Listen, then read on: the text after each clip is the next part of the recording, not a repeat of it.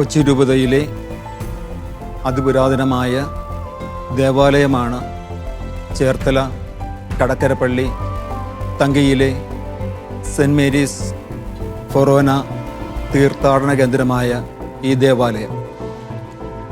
ഈ ദേവാലയത്തിൻ്റെ ആരംഭത്തെക്കുറിച്ച് പല അഭ്യൂഹങ്ങളുണ്ടെങ്കിലും കൃത്യമായ ചരിത്രരേഖയിൽ 1587 ഇത് ഒരു ഇടവകയായി പരിണമിച്ചത്. അതിനു മുമ്പേ ഇവിടെ ക്രിസ്തീയ സമൂഹങ്ങൾ ഉണ്ടായിരുന്നു. പോർച്ചുഗീസുകാരുടെ ഈ കാലഘട്ടത്തിൽ അവരുടെ നേതൃത്വത്തിൽ ക്രിസ്തീയ സമൂഹങ്ങളെ ഒരു കുടക്കീഴിലാക്കി ഒരുമിച്ച് കൊണ്ടുവന്നു. അങ്ങനെ വിശ്വാസത്തിൻ്റെ വലിയൊരു ജൈത്രയാത്ര അന്നു മുതൽ ആരംഭിച്ചിട്ടുണ്ട് ഈ ഇടവകയിൽ എന്നുള്ളതാണ് ഈ ഇടവകയുടെ പ്രാധാന്യം.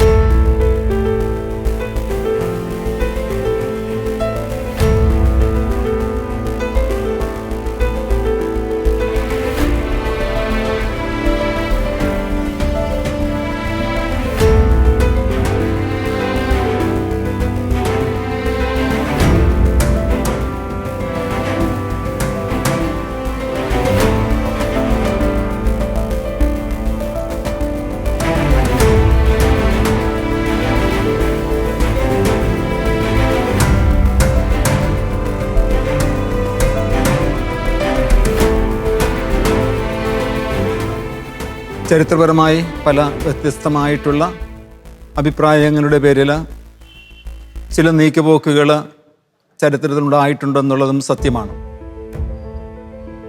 ഈ ദേവാലയത്തിൻ്റെ പ്രത്യേകത സാധാരണ ജനങ്ങളാണ് ഈ ഇടവകയിൽ ഭൂരിപക്ഷവും. എന്നാൽ വിശ്വാസത്തിൻ്റെ ഔന്നത്യം അവർ മുറുകെ പിടിക്കുന്നു. അതുതന്നെയാണ് യഥാർത്ഥത്തിൽ ഈ ഇടവകയുടെ സമ്പത്തും. പോർച്ചുഗീസ് മിഷണറിമാരുടെ കാലഘട്ടത്തിൽ ഇത് കൊച്ചി രൂപതയുടെ ഇടവകയായി രൂപപ്പെട്ട് കഴിഞ്ഞപ്പോൾ ഓരോ കാലഘട്ടത്തിലും ഇവിടെ വന്നിട്ടുള്ള മിഷണറിമാരുടെ സേവനം ഇവിടെ പ്രശംസിക്കപ്പെടേണ്ടതുണ്ട്. വിശുദ്ധ ഫ്രാൻസിസ് സേവ്യർ ഇവിടെ വന്ന് തങ്കിപ്പള്ളിയിൽ 3 ദിവസത്തോളം താമസിച്ചതായിട്ട് ചരിത്രകാരന്മാർ പറയുന്നുണ്ട്. അങ്ങനെ ഓരോ ഘട്ടത്തിലും പ്രധാനപ്പെട്ടതായ വ്യക്തികൾ ഈ ദേവാലയത്തിലൂടെ കടന്നു പോയിട്ടുണ്ട്. ഇന്ന് ദേവാലയത്തിൻ്റെ വടക്ക് വശത്തൂടെ ആയിരുന്നു ഈ തുറമുഖമെന്ന് പറയുന്ന പൊഴിയുണ്ടായിരുന്നത്. ഇവിടെ നിന്ന് തൈക്കലിലേക്ക് ഈ പായ്ക്കപ്പൽ മാർഗമാണ് സഞ്ചരിച്ചിരുന്നത്. അവിടെ നിന്നുമാണ് അർത്തുങ്കൽ തുടങ്ങിയ സ്ഥലങ്ങളിലേക്ക് അവർ പോയിരുന്നത്. ഈ ഇടവകയുടെ ഏറ്റവും വലിയ പ്രത്യേകത ഈ ഇടവകയുടെ അൾത്താരയുടെ നടുവിൽ പരിശുദ്ധ കാണിക്കമാതാവിൻ്റെ ഒരു ചിത്രമുണ്ട്. ഇപ്പോൾ ക്രൂശുരൂപം കൊണ്ടത് മറഞ്ഞു പോയിട്ടുണ്ടെങ്കിലും ഏറ്റവും കൂടുതൽ ചരിത്രപ്രാതമായ പ്രാധാന്യമുള്ള ഒരു ചിത്രമാണ് ഈ കാണിക്കമാതാവിൻ്റെ ചിത്രം.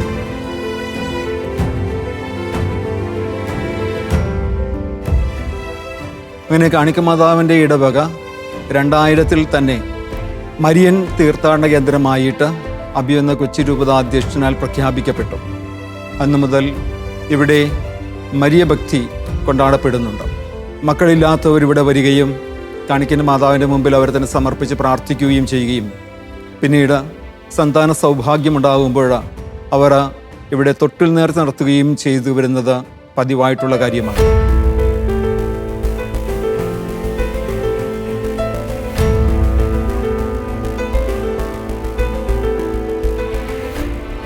തങ്കിപ്പള്ളിയുടെ ചരിത്രം രേഖപ്പെടുത്തിയിരിക്കുന്നത് 1583 മുതൽ ആണെങ്കിലും 1536 ഇവിടെ ഒരു ദേവാലയം ഉണ്ടായിരുന്നതായി ചരിത്ര രേഖകളിൽ കാണപ്പെടുന്നുണ്ട്. 1583 ആദ്യത്തെ പള്ളി നിന്നിരുന്ന സ്ഥാനത്താണ് ഇപ്പോൾ ആരാധനാ ചാപ്പൽ നിൽക്കുന്നത്. ഈ ആരാധനാ ചാപ്പൽ ഇവിടെ നിർമ്മിച്ചിട്ട് ഏതാണ്ട് 8-9 വർഷം മാത്രമേ ആയിട്ടുള്ളൂ.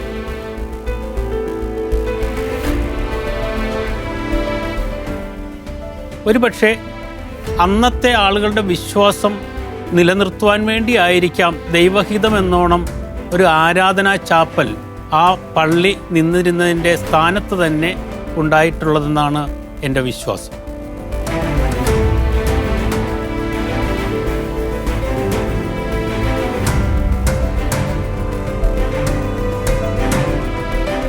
ഇന്ന് കാണപ്പെടുന്ന തങ്കിപ്പള്ളിയുടെ നിർമ്മിതി 2 ഘട്ടങ്ങളിലായിട്ടാണ് നിർമ്മിച്ചിട്ടുള്ളത്.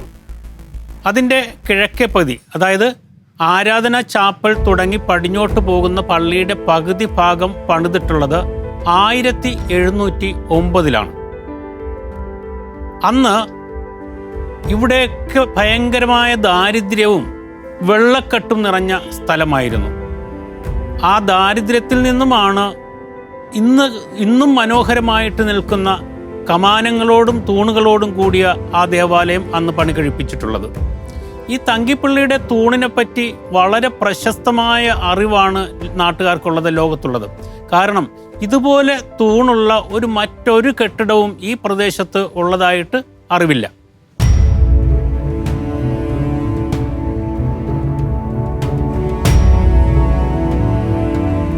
റോമൻ ശില്പകലാ മാതൃകയിൽ നിർമ്മിച്ചിട്ടുള്ള ഈ ദേവാലയത്തിൻ്റെ 2ാമത്തെ ഭാഗം, അതായത് പടിഞ്ഞാറ് ഇന്ന് കാണപ്പെടുന്ന വലിയ ആകാശമുട്ട നിൽക്കുന്ന മുഖപ്പിനോടൊപ്പം നിൽക്കുന്ന ഈ ദേവാലയം പണിതിട്ടുള്ളത് 1930കളിലാണ്.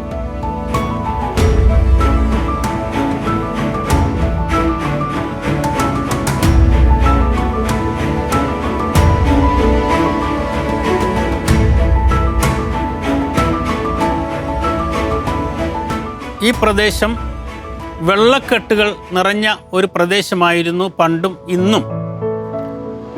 ഇവിടെയെല്ലാം കടലായിരുന്നു എന്നുള്ളതാണ് വിശ്വാസം. ആ വിശ്വാസം ഉറപ്പിക്കുന്നതാണ് ഇവിടെ തൊട്ടടുത്ത് പള്ളിയുടെ തൊട്ട് തെക്കുവശം തൈക്കൽ എന്ന് പറയുന്ന സ്ഥലത്ത് ഒരു പായ്ക്കപ്പൽ കിടക്കുകയാണ് ഇപ്പോഴും. അത് ഖനനം ചെയ്തെടുത്തിട്ട് കുറേ നാളുകളായി അതിപ്പോഴും അവിടെ കിടക്കുന്നു. പണ്ട് പ്രേക്ഷിതർ ഇതുവഴിയൊക്കെ യാത്ര ചെയ്തിരുന്നു എന്നുള്ളതിന് മുഖ്യമായ തെളിവാണ്. വിശുദ്ധ ഫ്രാൻസിസ് സേവർ ഇതുവഴി കടന്നു പോയിട്ടുള്ളതായിട്ട് വ്യക്തമായിട്ടുള്ള ചരിത്രം ഇതിനെ നമ്മളെ എത്തിക്കുന്നു.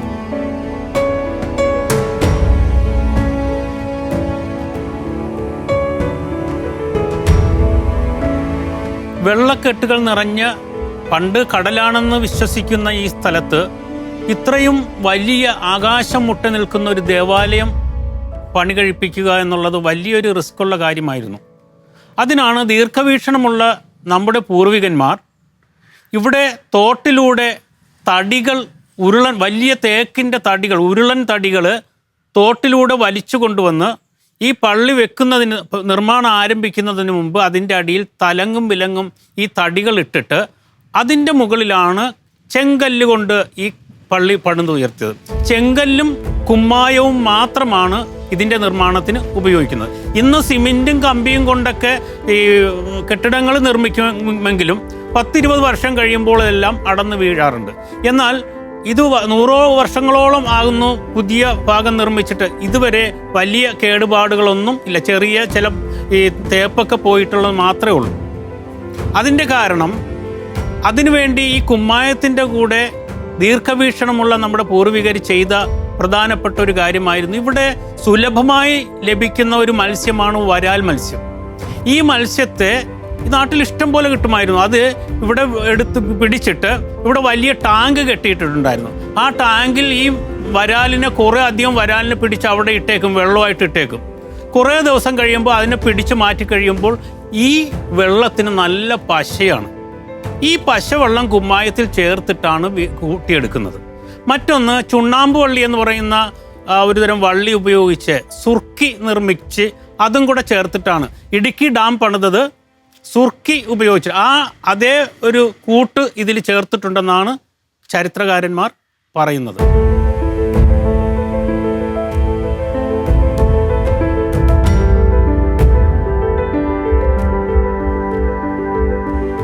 ഈ ദേവാലയത്തിൻ്റെ മുഖവാരത്ത് കാണപ്പെടുന്ന പ്രധാനപ്പെട്ട തൂണുകൾ ഒരുപക്ഷെ നമ്മൾ അതിലേക്ക് നോക്കുമ്പോൾ അതിൽ ചില ചിത്രപ്പണികളൊക്കെ കാണാം. ആ ചിത്രപ്പണികൾ നമ്മൾ ഓർക്കും അത് എന്തിനാണ് അങ്ങനെ വെച്ചിരിക്കുന്നത്. നമുക്കറിയാം കടലിൻ്റെ സമീപത്താണ് ഈ ദേവാലയം നിൽക്കുന്നത്. അറബിക്കടലിലേക്ക് 1/2 കിലോമീറ്ററേ ഉള്ളൂ ഇവിടെ നിന്ന്. അവിടെ നിന്ന് അടിക്കുന്ന കാറ്റ് ഈ ദേവാലയത്തിന് ഒട്ടും ഏശാൻ പാടില്ല, ഒട്ടും ബാധിക്കരുത്. അതിനു വേണ്ടിയിട്ട് ഈ തൂണിൽ ചില മിനുക്ക് പണികൾ, ചില ഈ ചിത്രപ്പണികൾ ചെയ്തിട്ടുണ്ട്. അപ്പോൾ കാറ്റ് ഇവിടെ വന്ന് ചെതറിപ്പോവും. ഇതുവരെ ഒരു കാലാവസ്ഥാ വ്യതിയാനവും നമ്മൾക്ക് ദോഷം ചെയ്തിട്ടില്ല, ഈ പള്ളിക്ക് പ്രതികൂലമായിട്ട് വന്നിട്ടില്ല. ഈ ദേവാലയം പണി കഴിപ്പിക്കുന്നതിന് വേണ്ടി മുഖ്യമായ നേതൃത്വം വഹിച്ചിട്ടുള്ള ഒരു മേസരിയാണ് വർഗീസ് മേസരി. അദ്ദേഹം തമിഴ്നാട്ടിൽ നിന്നാണ് ഇവിടെ വന്ന് ഈ പള്ളിയുടെ പണിക്ക് നേതൃത്വം കൊടുത്തിരുന്നത്. പക്ഷെ ആ മനുഷ്യൻ ഈ പള്ളി പണിതിട്ട് ഇവിടെ നിന്ന് പോയിട്ടില്ല. ഈ പരിസരത്ത് ചുറ്റിക്കറങ്ങിയൊക്കെ നടന്നു, സ്വന്തം വീട്ടിലോട്ടും നാട്ടിലോട്ടും പോയിട്ടില്ല. ഇവിടെ അവസാനം ഇവിടെ കിടന്ന് മരിച്ചു, ഈ പ്രദേശത്ത് അടക്കി എന്നൊക്കെയാണ് പൂർവികർ പറയുന്നത്. പള്ളിയോടൊപ്പം പള്ളിക്കൂടം എന്ന ആശയം സാക്ഷാത്കരിച്ചുകൊണ്ട് 100 വർഷത്തിലധികം പഴക്കമുള്ള ഒരു ഹൈസ്കൂൾ ഇവിടെയുണ്ട്. ഇവിടുത്തെ പുതിയ തലമുറയെ വിദ്യാഭ്യാസം നൽകി സമൂഹത്തിൻ്റെ വിവിധ രംഗങ്ങളിലേക്കൊക്കെ പറഞ്ഞുവിടുവാനായിട്ട് ഈ സ്കൂളും ഈ പള്ളിയോട് ചേർന്ന് നിന്ന് വർഷങ്ങളായിട്ട് പ്രവർത്തിച്ചു വരും.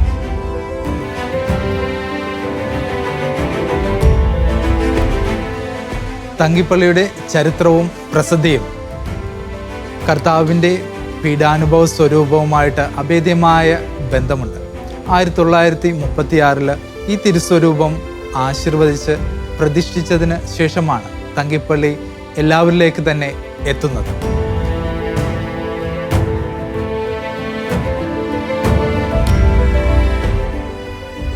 ആയിരത്തി 1935 കാലഘട്ടം എന്നുള്ളത് സ്വാതന്ത്ര്യത്തിന് മുന്നേയുള്ള കാലഘട്ടമാണ്. അതുപോലെ തന്നെ 2ാം ലോക മഹായുദ്ധത്തിന് ഒരുക്കങ്ങൾ നടക്കുന്ന കാലഘട്ടമാണ്. ആയതിനാൽ തന്നെ ജനങ്ങളെല്ലാവരും, ഈ പ്രദേശത്തെ ജനങ്ങളെല്ലാവരും ദാരിദ്ര്യത്തിൽ കഴിയുന്ന ഒരു ജനത തന്നെയായിരുന്നു. അങ്ങനെ ഇരിക്കുന്ന കാലഘട്ടത്തിൽ എങ്ങനെയാണ് ഈ ഒരു തിരുസ്വരൂപം വാങ്ങിയെന്നുള്ളത് കൃപ നിറഞ്ഞ ഒരു അനുഭവം തന്നെയാണ്. കാരണം കപ്പയും കപ്പലണ്ടി പിണ്ണാക്കും കഴിച്ചിരുന്ന ഒരു ജനത, അന്നത്തെ അമ്മമാര് ഒരു പിടി അരി ഈ തിരുസ്വരൂപം വാങ്ങുവാനായിട്ട് മാറ്റിവെച്ചിരുന്നു. അങ്ങനെ ഇരിക്കുമ്പോൾ പള്ളിയിൽ നിന്ന് തന്നെ വട്ടിക്കാര് ചെന്നിട്ട് ഈ അരി ശേഖരിക്കും. ഈ ശേഖരിച്ച അരി വിറ്റ് കിട്ടിയ പണം കൊണ്ടാണ് ഈ തിരുസ്വരൂപം വാങ്ങിച്ചത്. നമുക്കറിയാം, തിരുവിതാംകൂർ എന്നുള്ളത് ഇന്നത്തെ അരൂർ വരെ ഉള്ള ഭാഗമായിരുന്നു. അതുകൊണ്ട് തന്നെ കൊച്ചി രാജ്യത്തിലെ ഒരു പ്രമുഖ ശില്പിയാണ് ഈ തിരുസ്വരൂപം നിർമ്മിച്ച് നമുക്ക് നൽകിയത് എന്നാണ് നമ്മൾ വിശ്വസിച്ചു പോരുന്നത്. ഈ തിരുസ്വരൂപത്തിൻ്റെ തടി ഏത് തടി കൊണ്ടാണ് നിർമ്മിച്ചതെന്ന് നമുക്കറിയില്ല. പിന്നെ മറ്റൊരു പ്രത്യേകത, ഈ തിരുസ്വരൂപത്തിൻ്റെ പല ഭാഗങ്ങളും തുകൽ ബെൽറ്റ് കൊണ്ടാണ് ബന്ധിപ്പിച്ചിരിക്കുന്നത്. അതുപോലെ തന്നെ ഇത് പാസ്ക് കാണിക്കാനുള്ള ഒരു രൂപമായിട്ടാണ് ഇത് നിർമ്മിച്ചിരിക്കുന്നത്. മറ്റൊരു പ്രത്യേകത എന്ന് പറഞ്ഞാൽ ഈ തിരുസ്വരൂപം മറ്റ് തിരുസ്വരൂപങ്ങളെ നോക്കിക്കഴിഞ്ഞാൽ നമുക്ക് മനസ്സിലാക്കാനായിട്ട് സാധിക്കും. അതായത് താടിയും മീശയുമൊക്കെ മുടിയുമൊക്കെ മരത്തിൽ തന്നെ കൊത്തിയിട്ടുള്ള തിരുസ്വരൂപങ്ങളാണ് കാണുന്നത്. എന്നാൽ ഈ തിരുസ്വരൂപത്തിൻ്റെ താടി മാത്രം മരത്തിൽ കൊത്തുകയും മുടി മരത്തിൽ കൊത്തിയിട്ടില്ല എന്നുള്ളതാണ്. അതുകൊണ്ട് തന്നെ ഈ തിരുസ്വരൂപം പിന്നീട് അറിയപ്പെട്ടിരുന്നത് ഈശോയുടെ മുടി വളരുന്ന തിരുസ്വരൂപം എന്നാണ്. അതുപോലെ തന്നെ പണ്ടത്തെ ഫോട്ടോയും ഇപ്പോഴത്തെ ഫോട്ടോയും ഒക്കെ എടുത്ത് നോക്കിക്കഴിഞ്ഞാൽ ആ മുടിയുടെ നീളത്തിനുള്ള വ്യത്യാസം നമുക്ക് കാണുവാനായിട്ട് സാധിക്കും. അതുകൊണ്ട് തന്നെയാണ് ഈ തിരുസ്വരൂപത്തെ ഈശോയുടെ മുടി വളരുന്ന തിരുസ്വരൂപം എന്ന് അറിയപ്പെടുന്നത്. അതുപോലെ തന്നെ ഈ തിരുസ്വരൂപം ആശീർവദിച്ചത് ഇന്ന് ദൈവദാസനായിട്ട് പ്രഖ്യാപിക്കപ്പെട്ടിരിക്കുന്ന ഫാദർ ലോറൻസ് പുളിയനത്താണ്. എൻ്റെ ജീവിതത്തിലും അതുപോലെ തന്നെ ഇവിടുത്തെ സേവന ദിനങ്ങളിലുമൊക്കെ അനേകായിരം പേരുടെ സാക്ഷ്യങ്ങളും അത്ഭുതങ്ങളും അനുഗ്രഹങ്ങളും നേരിട്ട് കാണുകയും കേൾക്കുകയും ചെയ്ത ഒരു വ്യക്തി കൂടിയാണ്. അതുകൊണ്ട് തന്നെ അനേകായിരങ്ങൾ ഇനിയും ഈ തിരുസ്വരൂപത്തിന് മുന്നിൽ വന്ന് പ്രാർത്ഥിക്കട്ടെ, അവരെല്ലാവരും അനുഗ്രഹങ്ങൾ പ്രാപിക്കട്ടെ എന്ന് ഞാൻ പ്രാർത്ഥിക്കുകയും ചെയ്യും.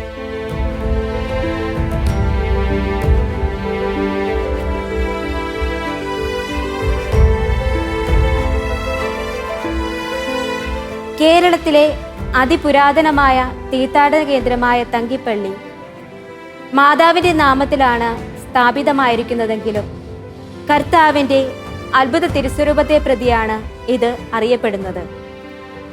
ഇവിടുത്തെ ഏറ്റവും വലിയ മറ്റൊരു പ്രത്യേകത ഇവിടുത്തെ തിരുവൾത്താരയാണ്. ഈ തിരുവൾത്താര അറിയപ്പെടുന്നത് മാതാവിന്റെ ജപമാലയുടെ സഹോദര സംഘത്തിന്റെ തിരുവൾത്താര എന്നാണ്. പാരമ്പര്യമായി സഭയുടെ ഒരു തിരുസംഘമാണ് ജപമാലയുടെ സഹോദരന്മാരുടെ തിരുസംഘം. ഈ തിരുസംഘം ദണ്ഡവിമോചനങ്ങളാലും മറ്റ് ആനുകൂല്യങ്ങളാലും പ്രസിദ്ധമാണ്. 1457 ഈ തിരുസംഘത്തിന് സഭയുടെ അംഗീകാരം ലഭിച്ചു. പിന്നീട് ഡൊമിനിക്കൻ വൈദികരാണ് ഈ തിരുസംഘത്തെ ലോകപ്രസിദ്ധമാക്കിയത്. ഈ തിരുസംഘത്തിന്റെ മറ്റൊരു പ്രത്യേകത, കുമ്പസാരിച്ച് വിശുദ്ധ കുർബാന യോഗ്യതയുടെ കൈക്കൊണ്ട് ജപമാല ചൊല്ലുന്ന എല്ലാവർക്കും ഈ തിരുസംഘം നൽകുന്ന ദണ്ഡവിമോചനം ലഭിക്കുന്നു എന്നുള്ളതാണ്. അതിൻ പ്രകാരം 2019 മാർച്ച് 22 റവറൽ ഫാദർ സുനിൽ ലോബോ ഈ അൾത്താരയെ പരിശുദ്ധ ജപമാലയുടെ സംഘത്തിന്റെ തിരുവൾത്താരയായി, ദണ്ഡവിമോചന അൾത്താരയായി പ്രഖ്യാപനം നടത്തി. ഈ പള്ളിയിൽ വന്ന് ഈ അൾത്താരയുടെ സമീപം കുമ്പസാരിച്ച് വിശുദ്ധ കുർബാന സ്വീകരിച്ച് യോഗ്യതയോടെ ജപമാല ചൊല്ലുന്നവർക്ക് പൂർണ്ണ ദണ്ഡവിമോചനം നൽകുന്നു.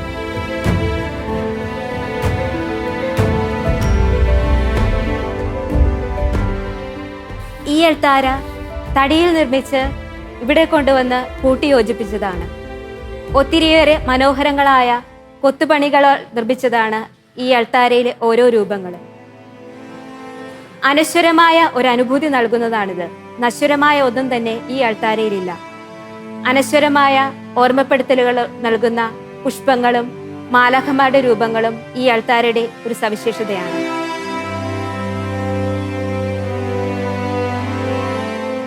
പുരാതന ദേവാലയങ്ങളെല്ലാം കണ്ടുവരുന്നത് പോലെ തന്നെ ഈ അൾത്താരയിൽ വിശുദ്ധ പത്രോസിന്റെയും വിശുദ്ധ പൗലോസിന്റെയും രൂപങ്ങൾ നമുക്ക് കാണാവുന്നതാണ്.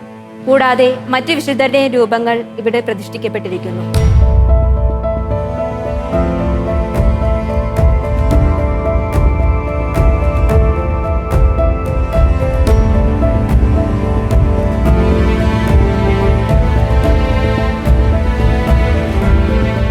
ഇവിടുത്തെ മറ്റൊരു പ്രത്യേകതയാണ് മുകളിലായി സ്ഥാപിക്കപ്പെട്ടിരിക്കുന്ന കാണിക്ക മാതാവിന്റെ തിരുസ്വരൂപം.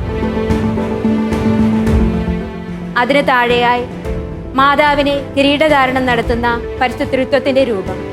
അതിന് താഴെയായി നിത്യസഹായ മാതാവിന്റെ രൂപം.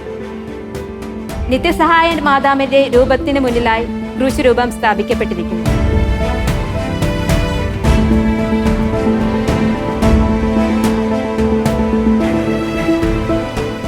ഈ ദേവാലയത്തിന്റെ മറ്റൊരു പ്രത്യേകതയാണ് ദേവാലയത്തിന്റെ അൾത്താരയുടെ വലതുഭാഗത്തായി കാണപ്പെടുന്ന കാണിക്ക മാതാവിന്റെ നട.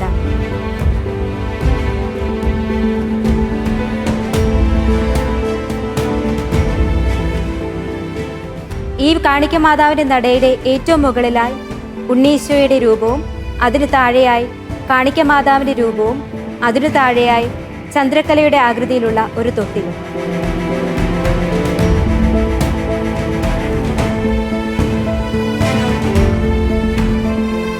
മക്കളില്ലാത്ത ദമ്പതികൾ ഇവിടെ നേർച്ച നേരുകയും മക്കളെ ലഭിക്കുക വഴി അവർ ആ നവജാത ശിശുക്കളെ ഈ തൊട്ടിലിൽ നേർച്ചയായി അർപ്പിക്കുകയും ചെയ്യുന്നു. ഈ നേർച്ച അതിപുരാതന കാലം മുതൽ ഇല്ലായെങ്കിൽ തന്നെയും ഇടക്കാലത്ത് ആരംഭിച്ചതാണെങ്കിലും പാരമ്പര്യമായി തന്നെ തുടർന്നു പോരുന്നു. മാതാവിന്റെ പാദപീഠമായ ചന്ദ്രക്കലയിൽ നവജാതകളെ ശിശുക്കളെ അർപ്പിക്കുന്നത് ഇവിടുത്തെ ഒരു നേർച്ചയുടെ പ്രത്യേകതയാണ്. ഇപ്പോഴും ഇത് തുടർന്നു കൊണ്ടുപോകുന്ന ഒരു പ്രാധാന്യമർഹിക്കുന്ന നേർച്ചയാണിത്.